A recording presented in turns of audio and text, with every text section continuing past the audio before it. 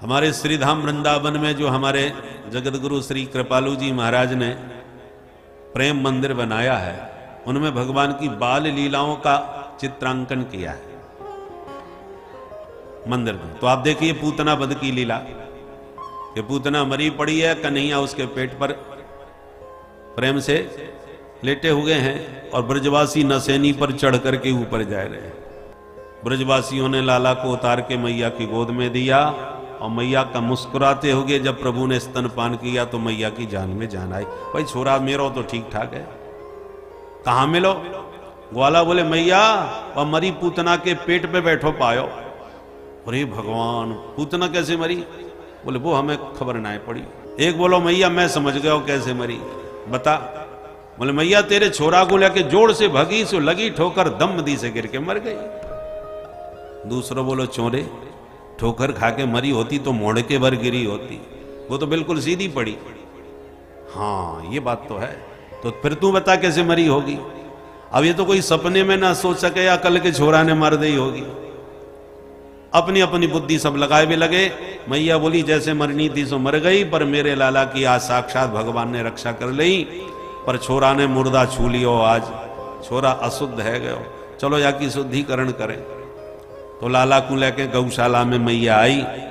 पहले गैया के गोबर में नहवायो, गैया के मूत्र में स्नान करायो, गैया की चरण धूल लगाई, गैया की पूंछ पकड़ के झाड़ो मारो। गोमूत्रेण स्नापयित्वा पुनः गोरज सार्वकम, पंचगव्य में स्नान करा के मैया गैया की पूंछ से लाला को झाड़ा मारने लगी। याद रखिए, विशुद्ध वेद लक्षणा गाय की पूंछ का झाड़ा मारने से शरीर के जितने भी अलाय बलाय विघ्न बाधाएं हैं सब अनिष्ट दूर हो जाते हैं। इसलिए जब भी गौ माता का दर्शन करो तो गौ माता का मुख की अपेक्षा पूंछ पृष्ठभाग उसका ज्यादा पवित्र होता है। इसलिए गाय की पूंछ से झाड़ा लगाना चाहिए सिर में। बच्चों का जब जन्मदिन आवे तो बच्चों को गाय की पूंछ से झाड़ना चाहिए उस दिन, ताकि उसकी अलाय बलाय अनिष्ट सब दूर हो जाए। तो मैया मंत्र पढ़ पढ़ करके लाला को गाय की पूंछ से झाड़ने लगी। इंद्रियाणि हृषिकेश प्राणा नारायणो वतु, श्वेतदीपपतिश्चित्तम मनो योगेश्वरो वतु।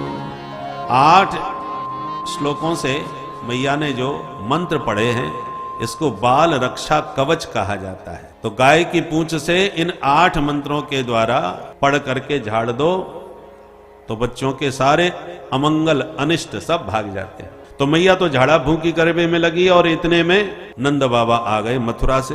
ब्रजवासियों ने घेर के कहा बाबा गजब है गए हो, आप चले गए मथुरा, पूतना घुस गई तेरे घर में और तेरे लाला को लेके भाग गई, पर बड़े गजब की बात अपने आप गिर के मर गई, देख वो पड़ी है। नंद बाबा बोले भाई ब्रजवासियों में मान गयो कि मेरो मित्र वसुदेव पक्को ज्योतिषी निकरो। अरे मैं जब मथुरा गयो तो मुझको वसुदेव मिल गयो, तो मोते देखते ही बोलो कि नंद बाबा मैं ज्योतिष को जानकार हूं और मेरी ज्योतिष विद्या बता रही है तेरे घर में बहुत जल्दी कोई संकट आवे वारो है, तू यहां से जल्दी भाग। भाई बहाने जैसी कही वैसी मैंने दौड़ लगाई और देख ले मैं पहुंच ना पायो, तब तक तो आफत आ गई। पर मैं भी पूरे रास्ते भजन कर तो आयो कि हे नारायण मेरे छोरा की रक्षा करियो। देख ले मेरे भजन को चमत्कार जो नारायण ने कृपा कर दी और या पूतना में एक धमुकरा धर दिया और मर गई, और साक्षात प्रभु ने आज मेरे लाला की रक्षा कर ली। ग्वाला बोले बाबा बिल्कुल ठीक कही, इतनी देर से हम यही गणित लगा रहे थे कि आखिर ये मरी तो मरी कैसे। अब सब समझ में आ गई, ये सब तेरे भजन को चमत्कार है। भगवान ने साक्षात कृपा करी है तेरे ऊपर आज। एक ग्वाला बोलो बाबा अब जैसे भी मरनी थी वो तो मर गई, पर हमारे मथुरा गोकुल को रास्ता जाम कर गई, बीच रास्ता में मरी पड़ी। अब ये बताओ या कहां ठिकाने लगाएं? नंद बाबा बोले अपने अपने घर से कुल्हाड़ी और फरसा ले लेके आओ और या के हाथ पैर काटो और जितने जो वृक्ष टूटे पड़े हैं वो सब यही के ऊपर पटक दे, वो लगा दो या मैं आग। तो जितने वृक्ष टूट गए थे वो सब काट छांट करके पूतना के ऊपर पटक दिए और जैसे अग्नि संस्कार किया तो ऐसी सुगंध निकली कि पूरा ब्रजमंडल सुगंधित हो गया। दह्यमानस्य देहस्य धूमश्चागुर सौरभ, जैसे हजारों अगरबत्ती किसी ने जला दी हो परीक्षित आश्चर्यचकित हो गए, बोले महाराज ये महापापनी पूतना बालघातनी और इसके जलने पर सुगंध निकली, ये बात को समझ में नहीं आई। सुखदेव जी कहते हैं परीक्षित कौन कहेगा ये पापनी है?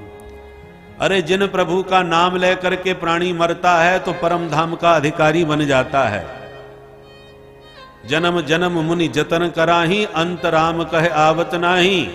उसी सच्चिदानंद परमात्मा को जो अपनी छाती से चिपका करके प्राण त्याग रही है, उसको कौन पापनी कह सकता है?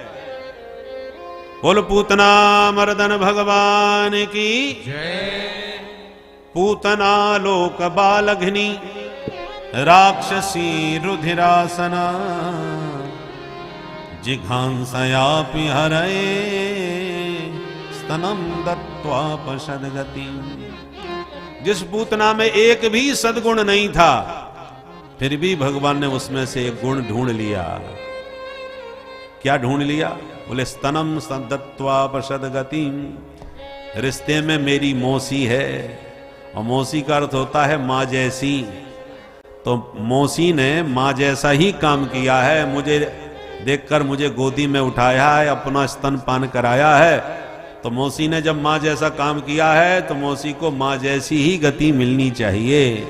इसलिए भगवान ने सारे पापों पर पर्दा डाल करके पूतना को माँ के समान गति प्रदान कर दी। ये तत्पूतना मोक्षम कृष्णस्यार्भकमद्भुतम्, शृणुयात् श्रद्धया मर्त्यो गोविंदे लभते रतिम्। सुखदेव जी ने पूतना वध का प्रयोग नहीं किया। वो कहते हैं ये तत्पूतना मोक्षम।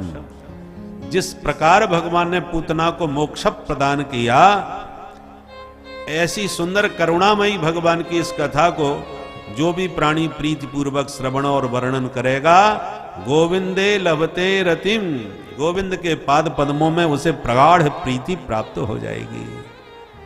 बोल भक्तवत्सल भगवान की जय।